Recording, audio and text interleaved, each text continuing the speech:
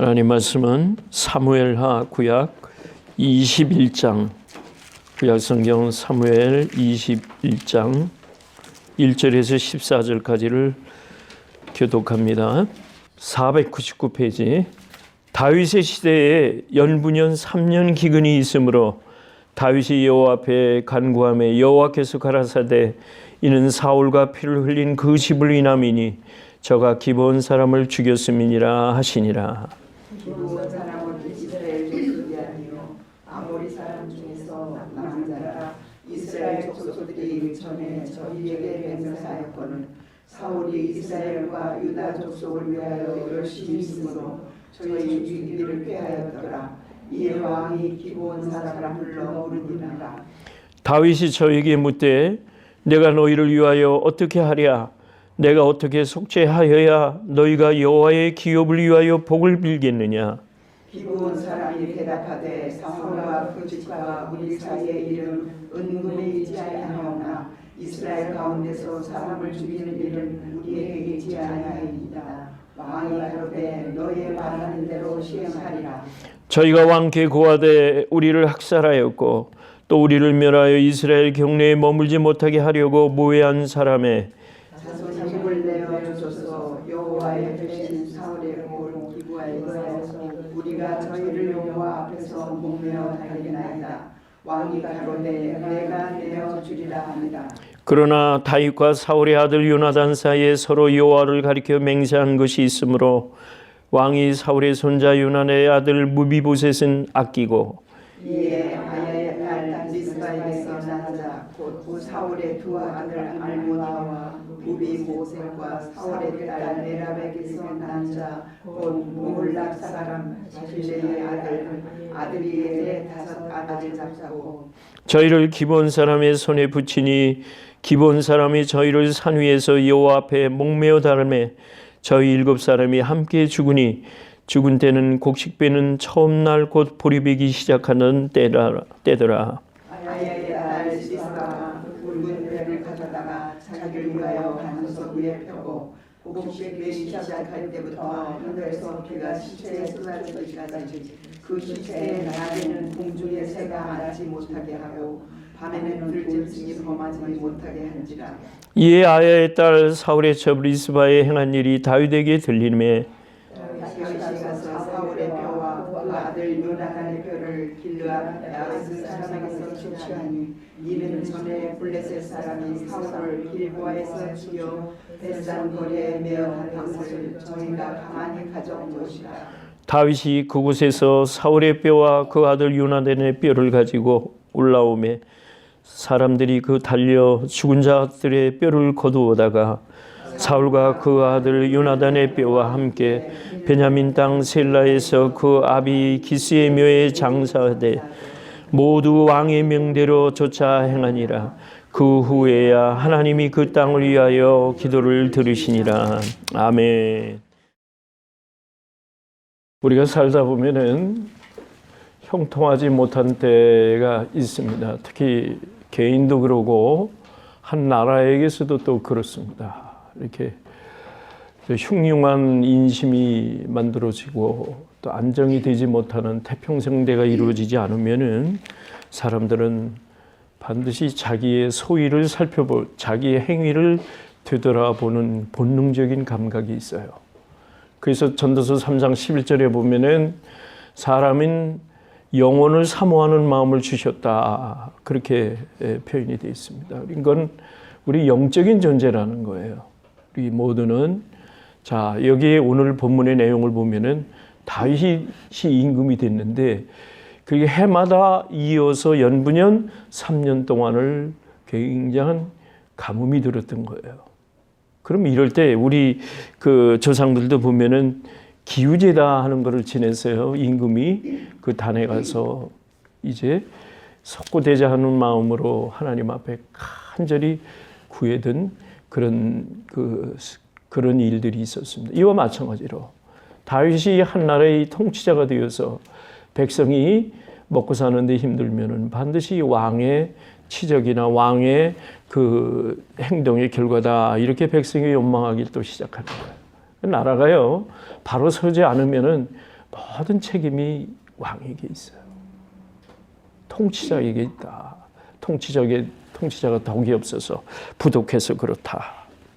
그렇게 보기 때문에 이제 다윗도 오늘 보니까 여호와 앞에 기도를 했어요. 하나님, 그 간절히 기도하니까 여호와 하나님이 말씀하시기를 여기는 이유가 있다.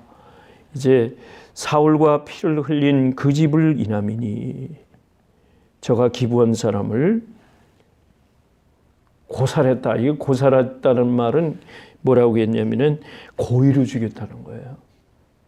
죽일 그 사람이 죽는데도 그 과실로 죽을 수도 있지만은 일부러 살인하고 살해하는 걸 고살했다 이렇게 말을 하는데 이 창세기 12장 10절 보면 거기 고살한 자는 반드시 그 죽인 것만큼 그 행위한 자에게도 갚아줘라 그런 말이 있습니다. 그런데 오늘 하나님이 그 이유를 얘기하시는 거예요. 너희 땅에 이게 기근이 드는 거는 이제 억울하게 죽은 사람들의 원성이 있다. 그거는 그 희위족속이라고도 하고 여기에는 기본 사람이라 이렇게 했는데 가나안 땅의 그 족속들을 얘기하는 거예요. 가나안 땅의 족속을 얘기하는데 거슬러 올라가자면은 여호수아가 모세의 명을 받들어 가나안 땅을 정복할 때에 이제 굉장히 그 여리고성과 아간의 죄로 인하여 여리고성이 무너지고 그 다음에 그 아이성이 무너진 소식을 그 현지에 있는 사람들이 다 들었어요. 그래서 얼마나 그 족속들이 두려웠겠습니까? 이스라엘 족속은 별로 아닌 것 같은데 하나님이 이스라엘 족속과 함께함으로 인해서 아이성을 무너뜨리고 튼튼하고 강한 성을 무너뜨리고 그 여리고성을 무너뜨린 그 소식을 듣고 무서워 떨었어요. 얼마 되지 않는 거리에 있는 이제 여호수아 9장에 가면 이 내용의 얘기가 나오는데 이제 멀리서 온 것처럼 꾸며가지고 신발도 헤어진 것을 꿰매 신고 옷도 누더기 옷을 입고 그 다음에 이 음식을 푸대에 담아왔는데 전부 곰팡이가 난 그런 음식을 먼 데서 온 것처럼 꾸며가지고 동정을 얻기 위해서 이제 그 여호수아 앞에 왔습니다. 그러면서 거짓말을 한 거예요. 우리는 먼 데서 살 길을 찾아서 왔으니 우리를 당신의 종으로 삼아주세요. 그래서 여기에 보니까 여호수아 9장에 보니까 그 말이 나와요. 하나님께 묻지 않고 여호수아가 그들이 말하는 걸 그대로 받아줬어요. 왜냐하면 우리는 장작 패는 자가 되고 당신에게 물 깃는 자가 되는 종이 되겠습니다. 종이 된다는데야 해야 할 이유가 없잖아요. 그래서 여호와께 묻지 아니하고 그들의 말을 들었더라. 그래서 며칠 보니까 먼 데서 온 게 아니라 요 가까운 데서 항복하러 온 거예요. 그 족속을 항복을 하러 온 족속이 기본이에요. 그래서 그 기본 족속을 희위 족속을 이제 여호수아가 약속을 합니다. 그 족장하고 무슨 약속을 했냐면은 이제 이후부터는 당신을 해하지 않겠노라. 여호수아가 당신의 족속을 해하지 않겠다. 서로 약속, 이 언약을 체결을 해요. 근데 이 가나안 땅은요, 창세기 12장에 보면은 하나님이 아브라함에게 이 언약을 주시는 거예요. 너는 민족을 이루고 너희로 인하여 가나안 땅을 들어가서 이 땅을 내가 너에게 주리라 이렇게 약속을 하셨어요. 하나님 약속을 하셨어요. 이 땅을 내가 너희 이스라엘에게 주시리라 약속을 하신 땅이기 때문에 출애굽을 하고 이제 오랜 세월 후에 다시 모세로 인하여 그 땅을 아브라함이 가졌던 땅을 우리가 다시 차지해야 된다. 그래서 여호수아에게 그 큰 임명을 맡기고 모세는 죽었잖아요. 여호수아가 두려워하지 말라 하는 음성을 들으며 그 땅을 이제 요단강을 건너서 정복하기 시작하는데 이제 아브라함이 거했던 그 땅이에요. 그러니까 다시 옛 땅을 차지하는 거예요. 그러면서 7족속에 있는 그 7족속을 이제 다 물리치면서 그 넓은 가나안 땅을 다 차지해서 오늘 팔레스타인 땅이 된 거예요. 그 땅을 이제는 하나님이 이렇게 약속을 해 주신 거란 말이에요. 그러니까 우리가 약속이라는 거는 하나님이 우리와의 약속도 있고 사랑과의 약속도 있어요. 이 두 가지가 여기 다 나타나는 거예요. 하나님이 이스라엘에게 약속을 하셔서 예수 주신 땅인데 이 기브온 사람들이 와서 뭐라고 얘기를 하냐면 우리는 이스라엘 족속이 아니고 아모리 사람 중에 남은 그런 족속인데 그런데 억울한 일을 당했습니다. 다윗 임금 당신 앞에 먼저 사울이라는 임금이 있는데 사울이라는 임금이 우리 족속을 죽였습니다. 고살죄를 지었습니다. 고의로 죽였습니다. 하는 역사가 있는데 여러분 생각해 보십시오. 억울하게 당한 민족들은 그 마음에 한이 있는 거예요.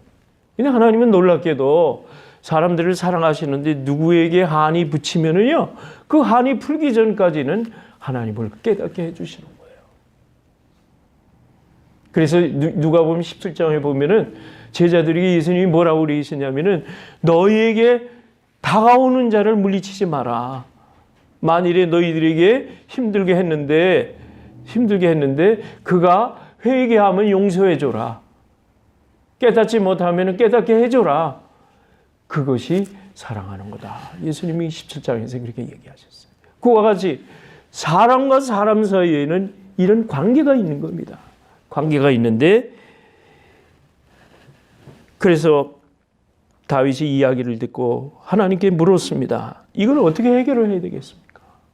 하나님, 해결은 해결해야 돼요. 어떻게 해결해야 될까 하나님께 물었습니다. 그랬더니 다윗이 내가 너희를 위해서 어떻게 해줘야 되겠느냐?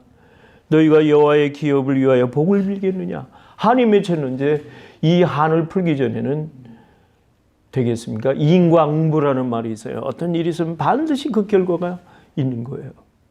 그런데 사울이 그 기브온 족속을 죽인 또 이유가 있어요. 창세기 보면은 거슬러 올라가면 무슨 얘기 34장에 보면은 그런 사건이 나와요. 레아의 야곱의 아내인 레아가 12지파 중에 유일하게 딸 하나를 얻었는데 그게 디나예요. 근데 세겜 땅에 갔는데 그 땅을 가서 하몰의 자손에게 세겜 땅을 갔는데 이렇게 둘러보다가 이 딸 디나가 호기심이 많아서 그 땅을 살피러 나갔다가 그 족속의 추장의 아들한테 눈에 보인 거예요. 그래가지고 그 디나를 데려다가 강간을 해버려요. 연모하는 마음에서 이제는 정식으로 결혼하는 게 아니라 강간을 해버려요. 그러니까 이것은 큰 죄 아니겠습니까? 그래서 꾀를 냈는데 이스라엘에게는 이 할례를 받는 습성이 있다. 할례를 받아야 된다 해가지고 너희와 그 추장이 와서 화친을 청하는 거예요. 너희 딸을 우리에게 줘서 우리로 하여금 너희와 우리 사이가 전쟁이 있지 아니하고 서로 화친하게 이 이방 민족이지만 서로 화친하게 지내자 하는 의미로 그 딸을 달라고 그랬어요. 자, 여기에 야곱의 12아들들이 얼마나 한이 착했어요. 내 동생이 저렇게 피해를 입었는데 어떻게 하느냐. 그래서 바로 전쟁을 일으키지 아니하고 꾀를 낸 거예요.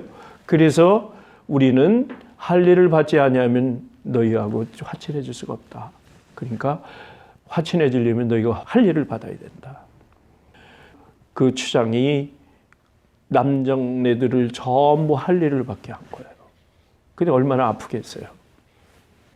아파 있는 사이에 야곱의 12아들들이 그 땅에 있는 모든 남정네를 칼로 쳐서 이제 죽이기 시작한 거예요. 그러니까 이게 화를 부른 거란 말이에요. 이 그 후손이 화를 당한 후손이 기브온 족속이라. 사울이 이러한 전통을 가진 것을 가지고 이제는 사울 왕이 알고서 기브온 사람을 전부 죽였다는 거예요. 그러니까 원성을 사게 만들었다는 거예요. 원망을 갖게 만들었다는 거예요. 여러분, 우리가 여기서 얻는 한 가지 교훈은 어떤 사건이든지 이렇게 변화가 오면은 어떤 사건이든지 하나님께 묻는 자세가 필요해요. 근데 그러나 하나님과 사람 사이에 언약이라는 게 있어서 하나님은 복을 주시기를 원하는 그러한 언약 관계가 있기 때문에 반드시 하나님은 그 결과를 좋게 만들어 주시는 거예요. 그래서 여호와 하나님 앞에 감사하고 찬양하라는 거예요. 여호와를 구하는 사람은 마음이 즐겁다고 한 거예요. 그러니까 하나님이 우리를 보호해 주시겠다.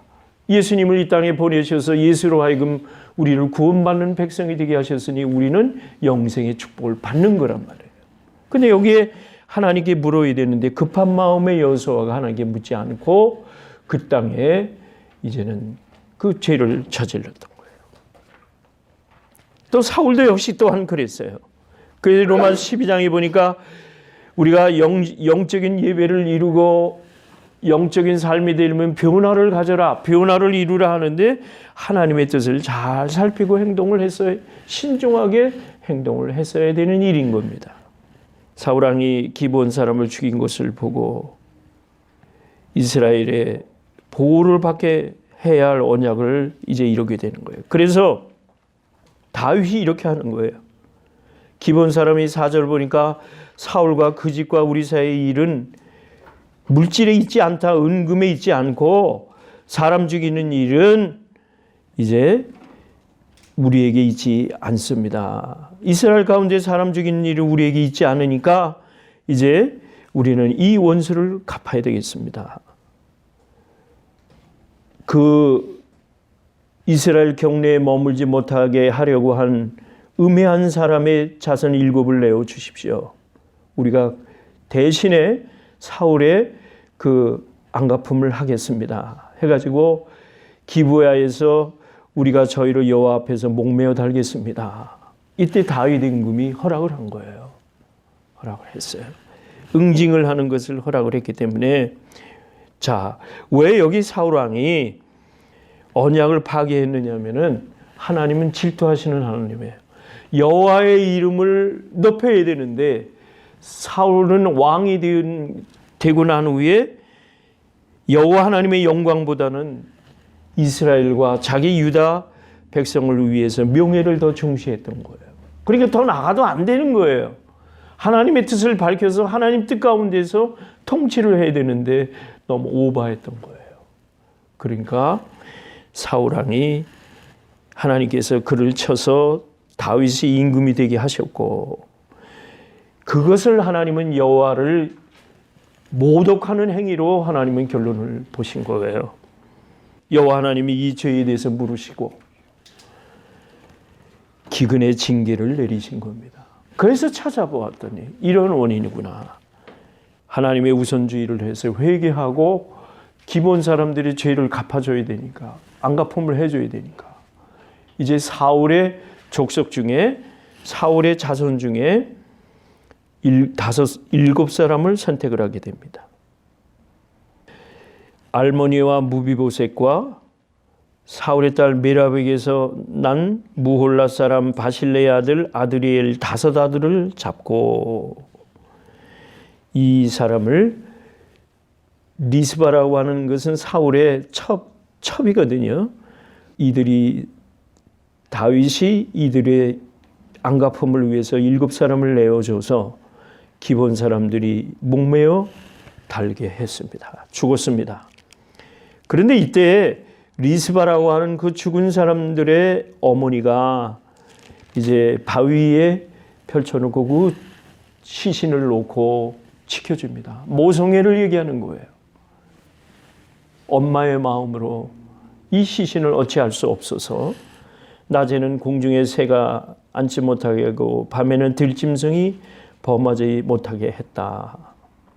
리스바가 이런 일을 한 것이 다윗에게 이야기가 들렸습니다. 그래서 다윗은 이제 사울 왕가의 사울의 가정의 모든 것을 정리해 줘야겠다는 마음으로 이제 사울의 뼈와 전쟁에서 죽었잖아요. 길르앗 야베스에게서 요나단과 사울이 죽은 그 뼈를 취해 가지고 이 7 시체와 함께 사울과 요나단의 뼈와 베냐민 땅 셀라에서 그 묘에 전부 장사했다. 장사를 지내줘서 전부 정리를 해준 사건인 겁니다. 이렇게 볼 때 모두 왕의 명대로 쫓아 행하니라. 자, 이 언약을 약속을 한 것에 대해서는 약속을 어긋나면 아니 되는 거예요. 이 징계의 원인이라는 것은 하나님과 사람 사이의 약속도 있고 사람과 사람 사이의 약속. 이 맹세를 깨뜨리면은 반드시 하나님이 후손으로 인하여 깨닫게 해주시는 일이 오늘의 사건인 겁니다. 이 징계의 그 원인은 여호와 하나님대로 살지 못할 때 여호와 하나님으로부터 이제 그걸 깨닫게 하는 그 동기를 주시는 거예요. 우리가 어떤 일을 할 때는 두 가지로 합니다. 하나님의 법칙을 몰라서 그 약속을 깨는 경우도 있고, 두 번째는 말씀의 기준이 없어서 자기 욕망대로 하는 데서 오는 죄를 짓는 일이 있습니다. 그래서 우리가 부지런히 하나님의 말씀을 살피고 이 시대에 맞는 하나님의 뜻인가를 살피고 하는 일들이 필요한 거예요. 예부터 말이 있습니다. 민심은 천심이라고 그랬어요. 하나님은 사람들이 국민의 마음을 갖게 하시면서 무엇이 옳은 일인가를 깨닫게 하면서 왕의 마음을 움직이게 하는 거예요. 그래서 하나님이 이 모든 것을 끝맺음을 하나님이 하신 사건을 볼 때에 철저하게, 그래서 예수님은 말씀하시기를 나도 하나님의 일을 하는데 내 뜻대로 하지 아니하고 성령으로 인하여 일을 한다. 너희도 나에게 구하는 대로, 요한복음 14장에 보면 너희가 나에게 구하는 대로 이룰 수 있다, 이런 말씀을 하고 계시는 겁니다. 우리가 이 끝을 맺는 일에 대해서는 그 원인과 결과는 하나님께서 오늘도 이 시대를 통해서 역사하고 계시다는 사실을 믿어야 되겠습니다. 그래서 사건을 보면은 또 한 사람의 관계, 그래서 뭐라고 그래요? 베드로에게 말씀하시길 네가 땅에서 매면 하늘에서 매일 것이고 네가 이 땅에서 풀리면 하늘에서도 풀리리라, 그렇게 말했습니다. 또 회개하면 용서해 줘야 되고 또 거기에 대해서 응징을 받는 일이 하나님이 만드신 이 세상의 법칙이라는 거예요. 오늘 이 내용을 보면 징계의 그 원인은 이미 있었다는 것을 알고 현명한 왕 다윗은 이것을 말끔히 잘 해결해 준 사건으로 해석을 할 수가 있겠습니다. 정리해 봅니다. 우리가 오늘 살아가는 데서 사람 사이에도 막힘이 없고 하나님과 우리 사이에도 막힘이 없는 언약의 관계를 잘 유지하시기를 주의 이름으로 축원합니다. 사랑하는 하나님 아버지, 감사합니다. 오늘 이제 다윗이 행한 일을 저희들이 교훈 삼아서 이 땅에 사는 동안에 하나님의 뜻을 살펴서 그 징계의 원인이 무엇인가를 알고 이제 하나님 앞에 기도가 응답될 수 있도록 우리의 모든 행위를 살필 수 있는 하나님 앞에서 지혜를 얻게 하여 주시옵소서. 예수님의 이름으로 기도하옵나이다. 아멘.